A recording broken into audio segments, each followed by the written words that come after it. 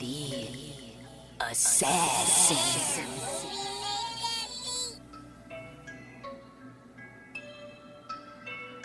You know I break necks, call me Jack Tate. I have no regrets while your life is fading. I'm a crazy fuck equivalent to Satan. When I'm behind the mic, I feel like the greatest. You know I break necks, call me Jack Tate. I have no regrets while your life is fading. I'm a crazy fuck equivalent to Satan. When I'm behind the mic, I feel like the greatest. What up, y'all? You're listening to Sports Talk with Tropp, and I'm your host, Katie Tropp. Well, it's episode number 8. I know that's not usually something people brag about, but number 8's my favorite number, so I'm pretty stoked about it. And you might ask, why the hell is your favorite number 8? Well, Troy Aikman, duh. Yeah, my favorite football player, so yeah, number 8. Always been my favorite number forever. So, episode 8, had to highlight it.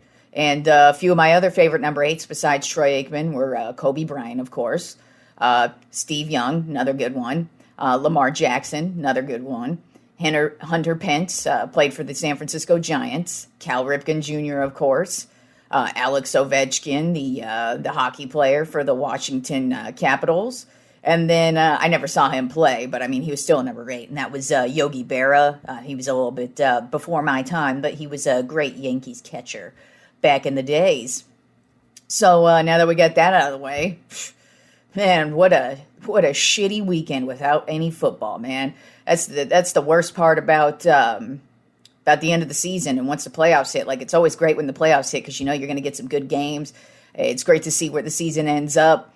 But man, when you ain't got no football on, it's just like, what the hell do I do? Guess I got to watch some basketball, which I don't have a huge problem with, of course, because I like basketball as I like football. But ain't nothing like a Sunday full of football. I mean, for me, my favorite thing in the world is literally to just smoke a whole bunch of weed and spend my entire day in front of the TV watching football and in front of my computer seeing where my fantasy football stats are at. So that's called my perfect day. And so now my Sundays are going to be a little bit, they're still going to be a lot weedy because everything in my life is weed, but there's just going to be less football. But it's always great to have the Super Bowl coming up. You know, the Super Bowl is my favorite day of the year, no matter who's playing in it. It's just always great to see how the season ends up.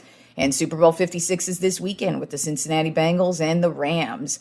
I'll get more into predictions and what's going on with that game on Friday's episode, since nothing's really going on right now. A couple things did happen in the NFL over the weekend. A couple things I've been seeing is that it's possible that the Dallas Cowboys may want to get rid of Amari Cooper. And I don't like hearing that news at all. I actually am a huge Amari Cooper fan. I think he is the best route runner in the league. And I don't know why you'd want to get rid of him. Yeah, he's huge hit on the salary cap, but you can tell that ever since we traded for him, Dak Prescott's game has gone up, so I don't know what the hell you would want to get rid of Amari Cooper for. They have obvious chemistry on the field, and I don't see any positive outcome of losing Amari Cooper. I mean, come on, that's just stupid as fuck. But it's rumors out there. It's nothing set in stone or anything, obviously. But when it comes to guys who have big contracts, sometimes that's what happens. But I personally don't want to see Amari Cooper go anywhere, and I really hope those just end up being rumors and nothing comes of that, because Dak Prescott's game has obviously improved since the day we traded for Amari. So getting rid of him, I don't think would be a positive move for the Dallas Cowboys. But we'll see where that goes.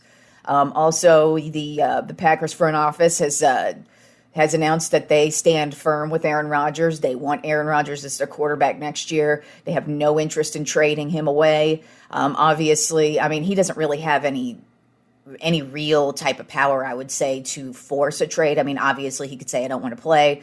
But, I mean, at this rate, I don't see a better team out there for Aaron Rodgers other than the Green Bay Packers. I don't understand why he'd want to leave, especially after the season that they had.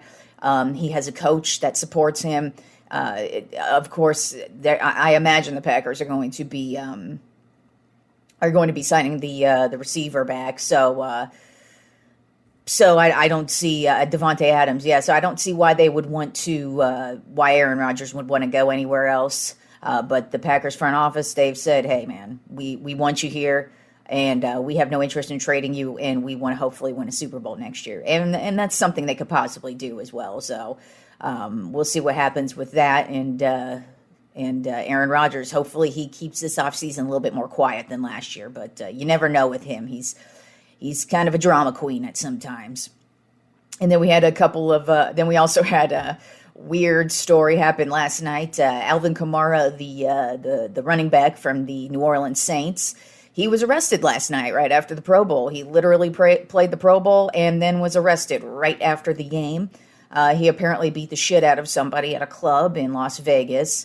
There's apparently video evidence that corroborates this evidence. Now, I don't know what the story is. There really isn't any evidence that has come out for me to have an opinion on what's happening. So I just thought it was a hilarious story. That dude played in the Pro Bowl and then got arrested. Yeah. So we'll see what develops with Alvin Kamara. And I mean, honestly, the New Orleans Saints news just keeps getting worse as the season goes on. There were some coaching signings as well over the weekend. Speaking of the Saints, one of them just happened today. Dennis Allen, who has been their defensive coordinator over the last couple of seasons, he was promoted to head coach. I don't know we'll see how that ends up. I don't really have an opinion on that yet, just because I haven't really seen what the guy can do. But I kind of feel like Saints fans might want to bust out the old paper bags that they used to wear back in the day when the Saints were horrible and they were the Aints. I kind of feel like that's going to be your outlook for the next couple of seasons at least. And I don't know. And this Alvin Kamara news doesn't help either. I mean, obviously, like I said, we don't really know what's happening. We don't really know the exact evidence. But he did get arrested, and that usually means you're probably going to be suspended for a game or two. So we'll see what happens with the New Orleans Saints. But like I said, you better dust off the paper bags, get them ready, because it's going to be a long couple of years, I think, in New Orleans. Also, the Miami Dolphins hired Mike McDaniel. He's been the San Francisco 49ers offensive coordinator. And then Lovie Smith, who's been the defensive coordinator for the Texans, he was promoted to head coach today. Just with the Texans and the Dolphins, but most especially the Texans, I gotta wonder what the fuck is going on with this team. Do they know that they run a football organization? I mean, they just feel like, I'm like, do they want to win? Do they want to do anything besides be a laughingstock in the league? Because, I mean, I want to say the last 3 or 4 seasons, they've made nothing but questionable moves, and you just kind of look at everything that they do, and you're like, do they really want to actually win, or are they just being a football team, and we get to say we're a football team? Because I don't know what the hell they're doing. I mean, I questioned what they did a few years ago when they traded away DeAndre Hopkins, the best wide receiver in the game. I don't know why they got rid of him. That was where it started. Then you got Bill O'Brien, who used to be the coach. He ends up getting fired because he was doing a horrible job. Then Deshaun Watson, he wants to trade. And then as soon as he mentions he wants to trade, all those sexual harassment lawsuits come out of the woodwork. So then that mars their season. Then last year, I didn't take their coaching hiring process seriously, just because it looked like they were just going to tank the season, which is basically what they did. They hired David Culley, who they did absolutely nothing this year, and then they fired him. So that's why I'm like, I never took it seriously the day they hired him, and I'm like, why would you hire somebody just to fire them the next year? And then they hired Lovie Smith, and I don't actually have a problem with Lovie Smith. I actually think he's a pretty good coach, especially when he's given talent, which he doesn't really have any right now with the Texans. So it should be interesting to see how it goes for him. He seems to be a good players coach. A lot of players have great things to say about him over the years. He did take the Chicago Bears to a Super Bowl, so he has experience But I just this whole process of the Texans hiring a coach, I've literally been looking at it like they're just pulling every motherfucker out of the woodwork. They've literally interviewed so many people. I'm like the only person they haven't interviewed yet at this point. So I was kind of shocked that they hired Lovie Smith. I hope this isn't one of those things that, like where it was with David Culley last year, where they just hired him and they're going to fire him next year, and they're just going to tank the season. Who the hell knows? But I just don't. I really question whether the Texans are a legitimate organization or if they just want to be like the Detroit Lions for forever and for always. And maybe they do. But I just found their whole hiring process these last 2 seasons to be just really fucking weird. And then they just don't seem like they just don't seem like a football team. I'm glad I'm not a Houston Texans fan. There really aren't that many here in Texas. Even in Houston, there's still a lot of Dallas Cowboys fans. Dallas Cowboys own the state. And even though we don't win, they at least look like they want to win, unlike the Texans. So on to the NBA now. My Tropp 10 NBA power rankings. We had a couple movements in the middle of the pack, but at the top 3 stay the same as the last couple of weeks. Number 1, Phoenix Suns. They finally lost a game against the Atlanta Hawks. They went 9-1 though these last 10 games. So and they just won again the other night. But they're 42-10 on the season. This team just keeps getting better and better as the season rolls on. Should be interesting to see what they do the second half of the season. But their young core, I mean, DeAndre Ayton, he's just getting better with every game. And Chris Paul, I mean, he's just like an ageless wonder right now. I mean, we talk about Tom Brady and LeBron James, how great they've played into the end of their career, and it's the same thing with Chris Paul. I mean, you really can't say anything bad about the dude. He still balls hard, and he really wants that ring. So the Suns still number 1 on my Tropp 10 power rankings. Number 2, Warriors still there. Reason why, they're on an 8-game winning streak right now, 9-1 in their last 10 games. They're 40-13 overall, and man, Steph Curry he's just unbelievable, and he still continues to ball hard as well.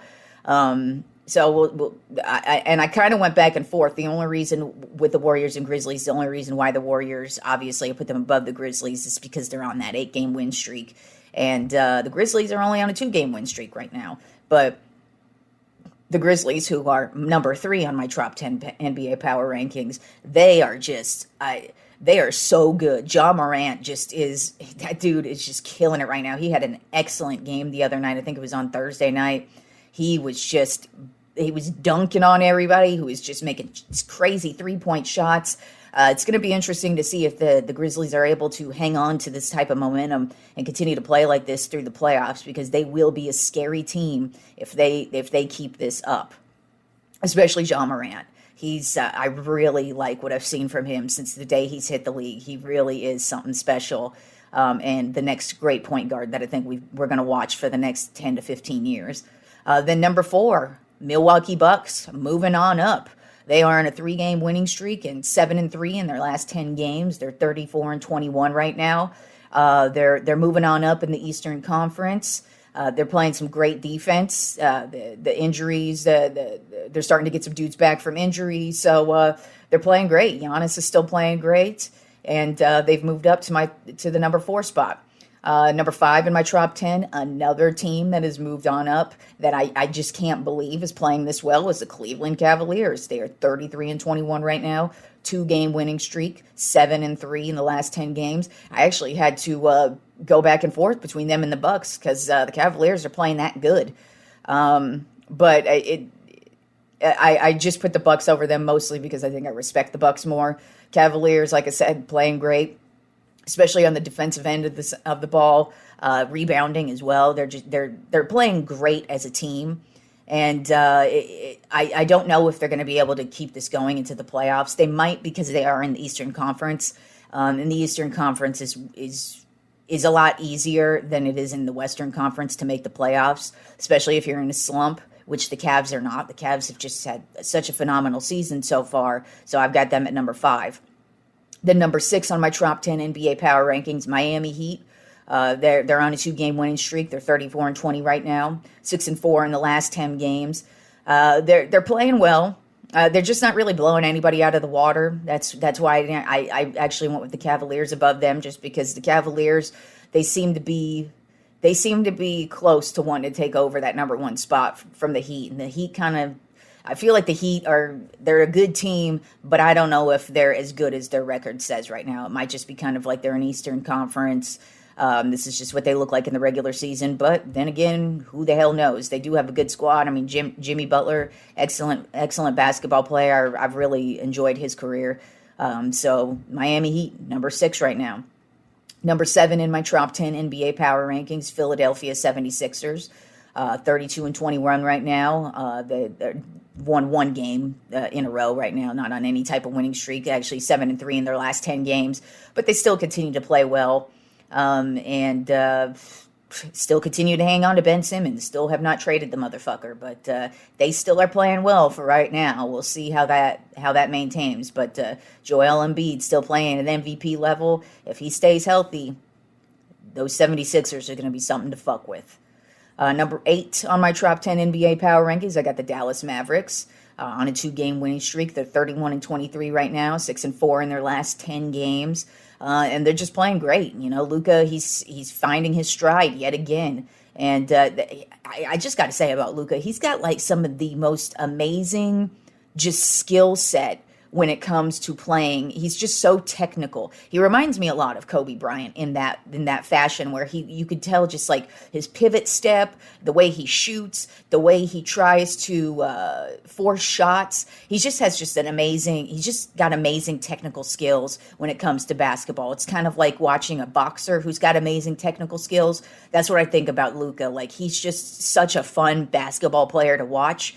And it would be really nice to see this dude go on a playoff run and just take over the league for a while, because he's just a great basketball player. And a lot of it comes from in Europe. He was playing basketball at like 14 in the pros. And so he's mastered basically just the basics and the skills. And now he's just taken it to a whole other level. And so it's been really fun to watch. And his defensive side has really started to show this year as well. So he's still got room for growth, but he's just an excellent player to watch. Just from pure basketball skill set, Luka Doncic is the shit. Number 9 on my top 10 NBA power rankings are the Denver Nuggets. They're 29-24, 6-4 in their last 10 games. They've been okay this season. I mean, yeah, they're 29-24, so it's not like they're horrible. But when you're in the Western Conference, and you're not, and you got the Suns and the Warriors and the Grizzlies going on these big long winning streaks of like 8, 9, 10, 11 games, it's tough to keep up. And the Nuggets actually were coming off of a bad losing streak a couple weeks ago. And so they're getting back up there. They're working their way back up. Nikola Jokic, he's back and he's playing well. So the Nuggets still a good team. We'll see what they do in the second half, but they are number 9 this week on my top 10. And rounding out my top 10 NBA power rankings are the Toronto Raptors. I did not expect to see this team in my top 10. When I was going over the standings today and kind of looking over what happened this weekend and this past week in the NBA, I'm like, what? The Raptors? That's kind of how I felt about the Cavaliers a couple weeks ago. But the Raptors are on a 5-game winning streak right now, 7-3 in their last 10 games, and they're 28-23 overall. And they're just climbing. They're just playing some great team ball, and we'll see what they could do. Once again, they're in the Eastern Conference, so if they keep playing like this, they're in line for a playoff spot. And then a couple of teams we'll talk about that did not make my top 10. First, we'll get to the Brooklyn Nets. I almost called them New Jersey Nets. But Brooklyn Nets, man, they are on an 8-game losing streak right now. Part of it is Kevin Durant. He's injured, still injured. Going to be out probably another couple of weeks here, depending on how his rehab is going. But then you've got Kyrie Irving, who's unvaccinated, so he can only, since New York law is you have to be vaccinated to go into any building. He actually can't play any of the home games. He can only play away games. So, and he's already, even before the vaccination shit, he's always been kind of a shitty teammate. I mean, when he first wanted away from the Cavaliers, when he won the championship with LeBron back there, I at first was kind of like, I get it. You don't want to live in LeBron's shadow forever, especially in Cleveland. And hey, LeBron is LeBron. I mean, if you are on LeBron's team, you are in his shadow no matter who the fuck you are. Especially in today's game. I mean, Anthony Davis is an excellent player. I felt he should have been the Finals MVP in 2020, but they gave it to LeBron. And the reason why they gave it to LeBron is because he's LeBron. And it's not like he played shitty, but I just think the reason why the Lakers won that championship throughout that entire playoff run was mostly because of Anthony Davis's defense, and he made some great clutch shots in every game. But with that being said, back to Kyrie, I didn't have a problem with him wanting to leave Cleveland because I just kind of assumed that was the problem. But then he gets to Boston, and he acts like a baby there. And he doesn't like the coaches. He doesn't like anything that's going on there. And then so they end up getting rid of him and trading him to the Nets, or he signed with the Nets. I can't recall. But basically he goes to the Nets, and basically his entire time he's been with the Nets has been a huge issue. He's always throwing a temper tantrum over something.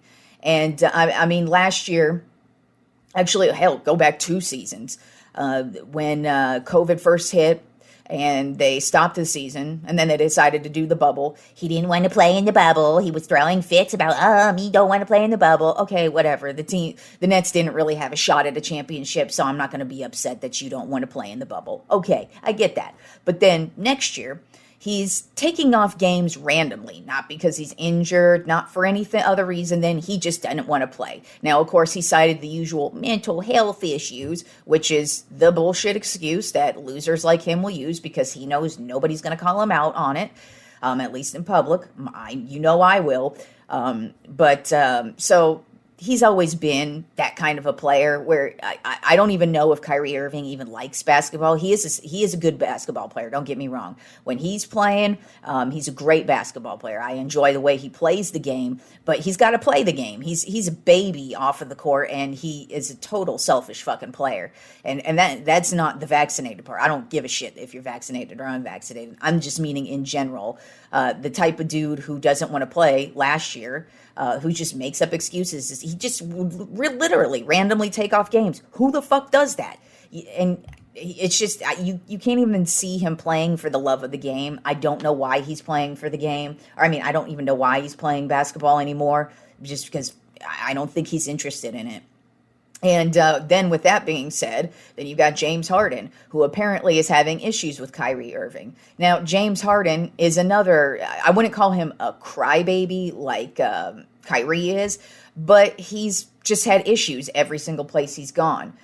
So I always thought when the Nets traded for him that it wasn't going to work out because, A, he's a ball hog. Now, when you got KD, one of the best players in the NBA. Honestly, he would be the face of the NBA if it wasn't for LeBron James, because Kevin Durant is legit one of the best players in the league.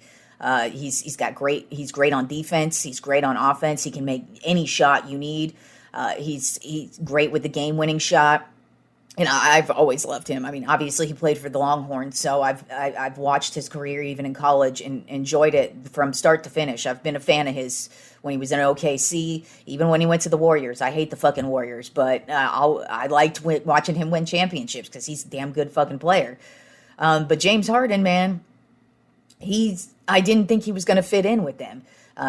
Like I said, when shit doesn't go his way, he doesn't necessarily throw the same temper tantrums that most of these players tend to do, but he gets lazy, and then he starts not really playing well on the court. I mean, shit, remember when he was pretending he was fat before he got traded from the Houston Rockets? He comes out for a practice, and I'm looking at him like, Jesus Christ. I mean, where did all this weight come from? And he looked like a big fat motherfucker, gets traded to the Nets, and all of a sudden the fat's gone. So I don't know what that was, if he was wearing some type of bodysuit or some shit, or he just didn't work out for a couple weeks and was able to just lose it as soon as he got to Brooklyn. But I'm not shocked with how the Brooklyn Nets season is going, just because you can't just pick players who are really good and put them together. They all have to be dedicated, but their games have to all match up with each other. And Harden and Kyrie, I don't think we're going to match up with KD because I don't think they give a shit about basketball as much as KD does. And so I'm not shocked this is where they're at. There's rumors that Harden might be traded before the trade deadline. I don't think that's going to happen. But regardless, the James Harden experience hasn't panned out for them, and I didn't think it would when they first traded for him. But, there's still a second half of the season to go. I still expect them to make the playoffs, but they just are not looking like a good team. And I don't really expect them to become a good team. I at first, before the season began, I didn't think they were a shoo-in for the championship. I kind of was leaning more towards the Bucks on the Eastern Conference side than I was the Nets. I felt the Nets were going to be talented. I felt the Nets would be one of the top teams out East. But right now, they are looking like straight trash. And it's not just because Kevin Durant's injured. It's because, James Harden and Kyrie Irving are not pulling their weight. And they're looking like Boo-Boo the Fool right now. So it should be interesting to see what happens with Brooklyn the rest of the season. Then this past weekend, the Lakers were playing the Knicks. It was a great game. It started out shitty. I almost changed the fucking channel with how horrifying the Lakers were playing at first. I didn't even think they were going to be able to come back. I mean, they were down by like fucking 20 points or something at halftime. And I'm like, what is this? They didn't show up. And all of a sudden, LeBron just comes to life. Homeboy ends up with a triple-double at the end. They end up going into overtime. I mean, this game was going back and forth in the fourth quarter. So it was a great game to watch. Between two mediocre teams, of course. The Knicks are not that great either, just like the Lakers are not that good. But AD had a great game. Like I said, LeBron had a triple-double. The only person who did not have a good game was Russell Westbrook. He only had 5 points, and he was benched in overtime. He didn't even get to play 1 second in overtime, which none of us as Laker fans, because they were actually cheering for him to not shoot at one point in the game. Real talk, that really actually happened. But I think the Lakers were better off without him in overtime because when it comes to clutch time, he's the worst. Like I said, he's a good basketball player, but that's where he's the worst when it comes to clutch time. And he has had some clutch plays in the end, but usually it's an air ball or he just doesn't know how to pass the ball. And that's why he was sitting out in overtime. And the Lakers did end up winning the game. They're actually playing pretty decent. Like I said, LeBron coming off of his injury. That was the first night back from his injury, and he looked spectacular. But the Lakers have a long way to go, and the Russell Westbrook experience so far has been pretty awful.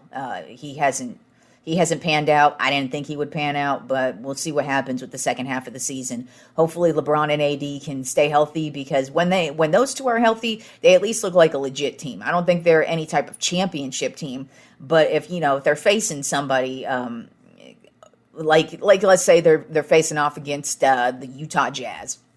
They're a good team, but if the Lakers are actually able to play their game, they would be able to actually make it a decent series. Whereas if they don't have, and you got to have both AD and LeBron. When we're missing one of them, the team does not look good at all. But we'll see where they go with the rest of their season. Now on to college basketball, the top 10 teams this week. Right now we got Auburn still holding it strong at number 1, 22-1. Had a scare this weekend in a close matchup, but they walked away with the win.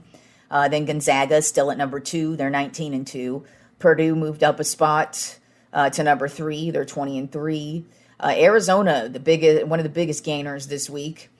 They bumped up to number 4, and they played an amazing triple overtime game against UCLA.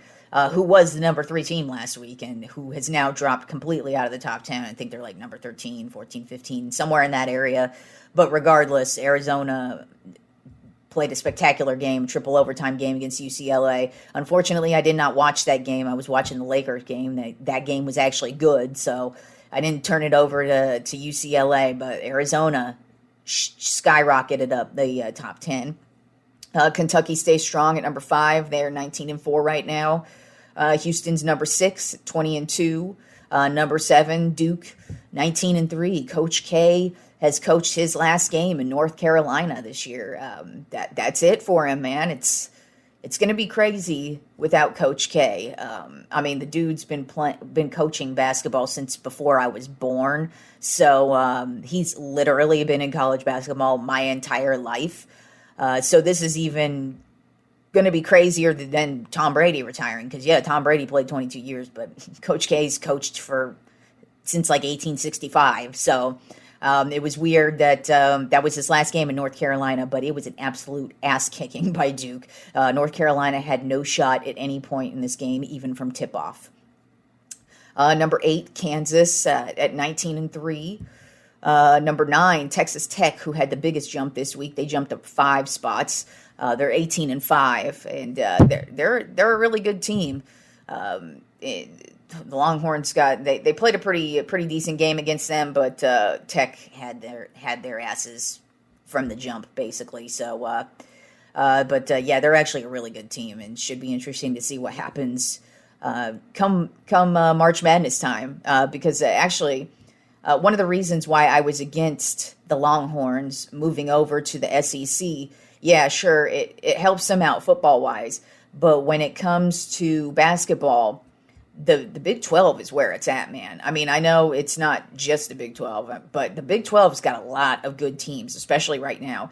And Texas Tech is one of them. And then right below them at number 10 is Baylor. They're 19-4. Now, they're on a losing streak right now, but they're still the defending national champions, and they're still a really good team. But that's what I mean is the Longhorns leaving the Big 12, this does not help their basketball program. I don't think it helps the football program at all, but it really doesn't help the basketball program because you're pretty legit if you're playing well in the Big 12. And speaking of the Longhorns, they are ranked number 20 this week, moved up 3 spots. They're 17-6. But I kind of have a feeling they're going to hit a wall this week since they've got Kansas and Baylor as their next 2 opponents. As a matter of fact, the Kansas game is going to be starting here pretty soon. Yeah, so they're at number 20 right now. I'm not expecting them to win those 2 games, honestly. I mean, they might be able to beat Baylor, but Kansas is on fire right now. And they look like a really damn good team at this point in time. All right.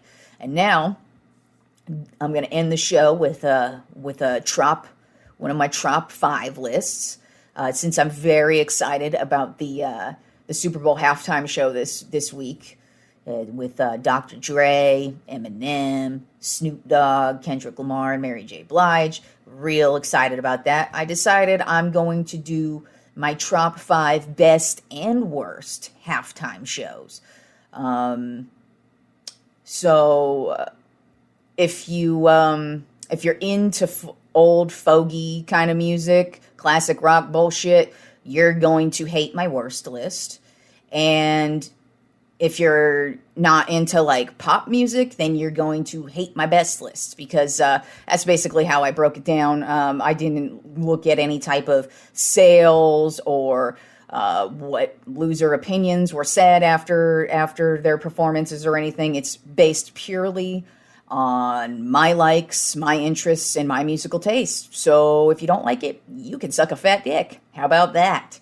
But before I get to that, I did want to say a couple things about the halftime show. The majority of people who perform the halftime show regret it. One of the reasons why is because you don't get paid. Back in the day, it used to not be a big deal because you would end up making, usually if you play the Super Bowl, your sales shoot up instantly. But now in the days of streaming, you really don't get paid that much. Like on Spotify, my music's on Spotify. If you want to check it out, Katie Tropp, look me up. 6 solo albums, many features on compilations, etc., etc. You can go there. But we get paid shit. And you get paid you get paid 300ths of a cent, basically. And so in the days of streaming, playing halftime is actually not that big of a deal. That's why it's actually been the last couple of years, when I say like the last 4 or 5 years, they've actually had difficulties trying to find performers to play the halftime show because, like I said, it's just not lucrative. And usually the performer ends up, they always are paying out of their pocket for the whole stage set and everything that goes on, with the halftime show, they usually spend about $10 million of their own money. So these days, the halftime show usually doesn't pan out as a good money-making thing for artists. It's more just to get your name out there. And then also something else that most people don't know. This is something you can look up too, by the way. But the halftime show is actually pre-recorded. Now, when I say that, I'm not saying their performance that you're watching on TV is pre-recorded, but their vocals and the instrumentals are pre-recorded. There's too many technical reasons for me to get into it. If you're in the music industry, you would. It's actually pretty easy to figure out that it is pre-recorded. Like I said, you can actually read many interviews with many people who have done the halftime show who have actually said, we're not really playing our instruments on there. Because usually they pre-record the entire set on usually Thursday or Friday before the Super Bowl. The performance is real, but the vocals and the instruments aren't actually really being played in the time when they're performing. And like I said, there's many reasons for it. I know too many people are obsessed with who's the realest in the room. Especially being a pop fan, a lot of people make fun of lip syncing. I literally couldn't care less about it. Performance is a performance, and most of you couldn't do half of what these motherfuckers could do, so shut the fuck up and get over yourselves. All right, and now on to my Tropp 5 best and worst halftime shows. So we'll go ahead and start with the worst. And I absolutely loathe, detest, and despise all. I have an honorable mention plus five performers, and I hate them all. I hate their music. I hate everything they're about, and I'd literally rather rip my fucking goddamn eardrums out than ever listen to these shitty-ass performers. And I was subjected to sit through a lot of these shitty halftime shows. And some of them, I remember watching some of them, most specifically number one. When I watched them performing, I'm like, why in the fuck are these losers here? They didn't even know what the fuck was going on. But I'll go more when we get to number one. Let's start with honorable mention for the Tropp 5 worst halftime shows. Honorable mention, U2 from Super Bowl 36. It was in New Orleans. New England beat St. Louis 20-17. That was the first of the 7 Tom Brady Super Bowls. But I absolutely hate U2. Bono is a motherfucker who I would just like to beat the shit out of. The most perfect depiction of him is if you watch South Park. South Park did an amazing episode where he's literally a piece of shit. Not like he is a piece of shit, because he is a piece of shit, but he's an actual, turd. So that's what I think of Bono, and I absolutely hate U2. And I remember sitting through that fucking goddamn horrifying performance thinking to myself, could you shut the fuck up and get off the motherfucking stage? You suck. All right. Number 5. Tropp 5 worst halftime shows. Number 5, the Black Eyed Peas. Super Bowl 45 in Dallas, Green Bay over Pittsburgh. Aaron Rodgers' only Super Bowl, Ben Roethlisberger's only Super Bowl loss, but the Black Eyed Peas did not belong there. First and foremost, I almost always forget that they played the halftime show, because that's how memorable they were. I remember sitting there with my mouth wide open, like, Jesus Christ, what in the actual fuck am I watching right here? It was just an awful performance, and their music's just awful. So that's number 5. Number 4 on my Tropp 5 worst halftime shows, Paul McCartney from Super Bowl 39 in Jacksonville, New England over Philadelphia. I think that was the 3rd of Tom Brady's Super Bowls. But full disclosure, the Beatles are my least favorite band of all time. There is no band I would never want to listen to more than those assholes. They make music that 6th graders could make. That's what I feel like I'm listening to, like a little 6th grader who's handing you his little crappy heart cut out, and here's my crappy little. That's what I think of the fucking Beatles. They make 3rd grader fucking music. And watching Paul McCartney, that dude looks like a fucking lesbian Yorkshire Terrier. He is just such a weird fucking looking person and makes boring, dreary, crappy music. And that was just an absolutely atrocious halftime show. I wanted to blow my fucking brains out when that motherfucker was playing. Number 3 on my top 5 worst halftime shows, Tom Petty, Super Bowl 42 in Arizona. New York Giants over New England Patriots. This was when the Patriots were undefeated, and the Giants came by and surprised and beat them, the undefeated team. And thank God that we got that good of a game, because Jesus Christ, if there is one motherfucker who did not belong at the halftime show, that was Tom Petty. That guy makes the boringest fucking music to ever exist. And then watching him on stage, I'm like, who the fuck gets hyped up over this crap? Get the hell out of here, motherfucker. You suck. So that's number 3. Number 2 on my top 5 worst halftime shows is my number 2 least favorite band of all time, and that is Coldplay from Super Bowl 50 in Santa Clara, California, my fucking hometown. This was when Denver beat Carolina in the Super Bowl, and Peyton Manning's last game also. But Jesus Christ, if there was one band that really did not belong there, it was Coldplay. I remember when they were announced as the Super Bowl halftime show, I'm like, are we all going to have to commit suicide? Because that's all I ever want to do when I'm listening to their fucking trash. I mean, most people don't even remember that they were there because more people discussed Beyonce than they discussed those motherfuckers. And that's what they had to do to even get noticed. It was have Beyonce perform, because nobody gives a shit about Coldplay. Your music sucks. Why were you at the halftime show? Why? And number 1 on my top 5 worst halftime shows, The Who.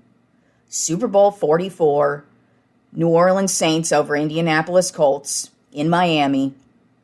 And I remember watching this shit with mouth agape, like they were like 95 years old, and they were rocking out on stage, probably breaking their hips as they were rocking out on stage. And to be honest, I had never heard a song from The Who ever, so I didn't know what I was in for, and I wish I'd never heard a song from The Who ever. That was the worst halftime show of all time. They did not belong there. They did not fit in there. They were old as fuck. Their music is absolute fucking trash, and I would literally rather listen to babies crying, which is my least favorite noise on the planet. I would rather be stuck in a room with a bunch of crying motherfucking babies than ever hear the music from the goddamn Who ever the fuck again. And I think of them, when I think of Super Bowl halftime shows, immediately the worst one I ever think of is that one. It sticks out in my brain because that's how shitty it was. So fuck you, The Who, and actually fuck all 6 of you on my top 5 worst halftime shows, because you all suck and your music still sucks. Please never come back to the halftime show ever the fuck again. All right. Now that we did the worst ones, we can move on to the best ones. I saved the best for last because it's a lot more positive and it's a lot more fun, even though people do like when I rant and talk shit about things I hate, especially those fucking shitty halftime shows, especially The Who, man. That was awful, awful, awful. And don't argue with me. They suck. All right. Top 5 best halftime shows. Honorable mention. Now, the actual performers were Aerosmith, Super Bowl 35. This was in Tampa Bay when Baltimore beat the Giants. But the reason why I put them on there is not because Aerosmith was the performer. It's because they brought my girl Britney Spears out to do Walk This Way. That's the only reason why I put them on there. I'm not really an Aerosmith fan. I'm actually like indifferent to them. I don't like them or hate them. But Britney Spears, I do love. If you don't know me, then you need to know. My Britney-ness is killing me. Fucking love Britney Spears. And she only did the one song with them. But, of course, I had to at least put it in as an honorable mention because it's Britney, bitch. All right. Then my number 5, top 5 best halftime show is Justin Timberlake from Super Bowl 52.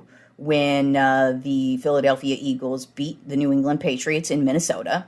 Now I know with this crybaby victim culture we live in right now, and anybody who releases a their investigative reporting little documentary on TV. We're all supposed to get mad at Justin Timberlake and hate him, and because of he threw Janet Jackson under the bus. Let me tell you all something.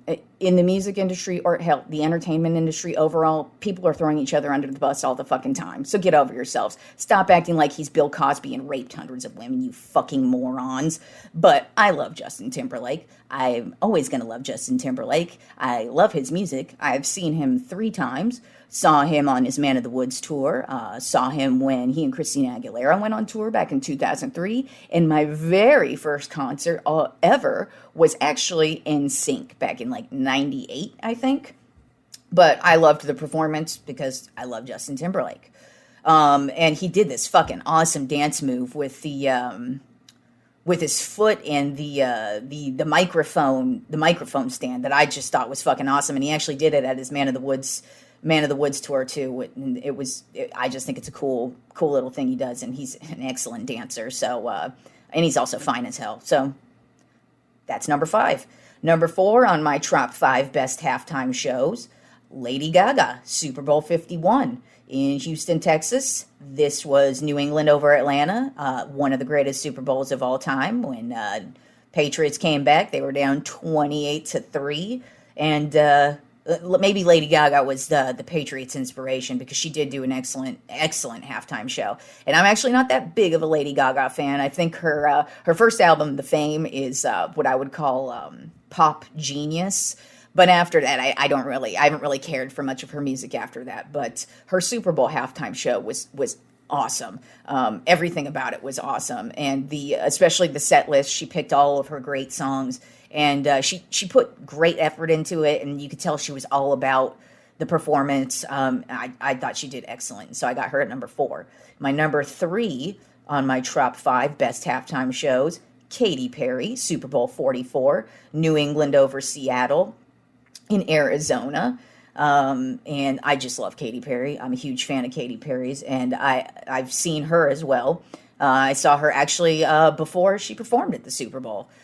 It was the same kind of year, because she was on tour, and then so she ended up doing some of what she performed on tour in the halftime show, and then she did a little more, of course, in the halftime show.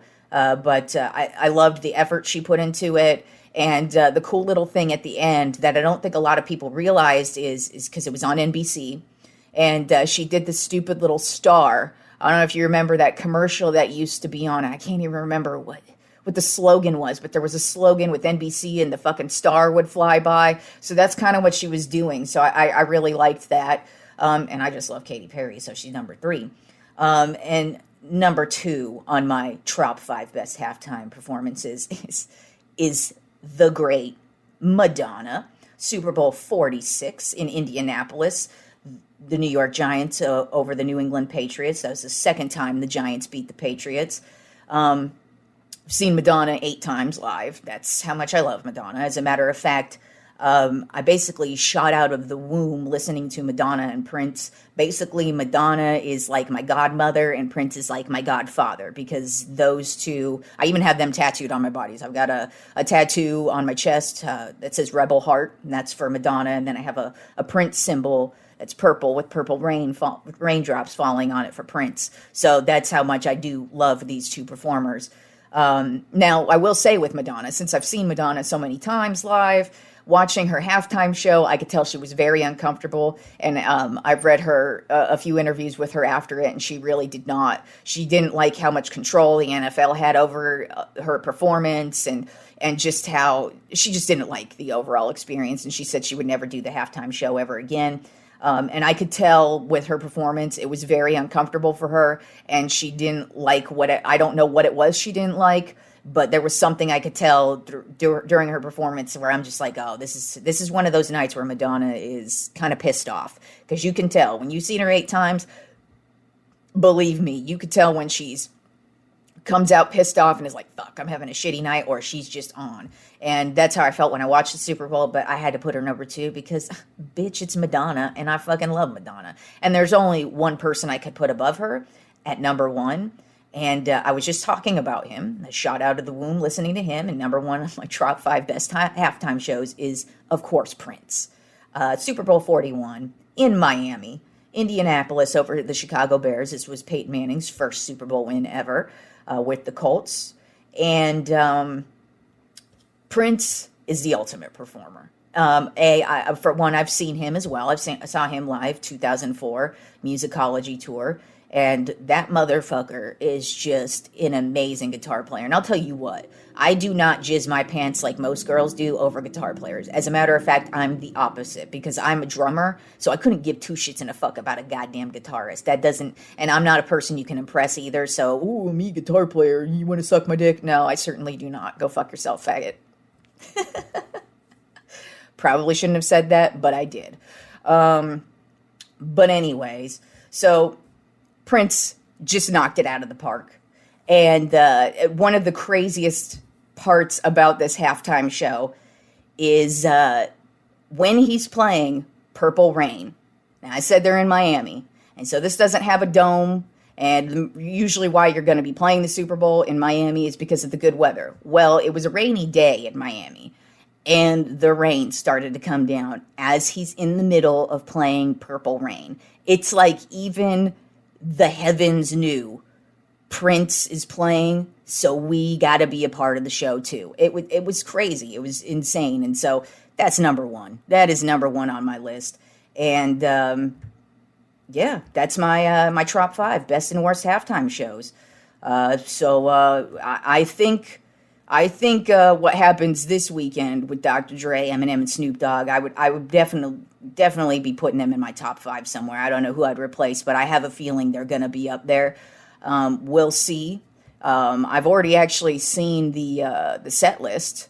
It's an interesting set list. I guess it's been out for like a week or so. If it is the actual set list, I mean, there's no like confirmation on it. But when I was doing research on this, I just happened to stumble across it, and so yeah, no, it's I'm looking forward to this weekend's halftime show. And I don't expect it to be on the worst side because it's not some old fogey shitty music, but it should be interesting, and I'm really looking forward to seeing what they've got. So I will talk to you guys on Friday when we talk Super Bowl 56.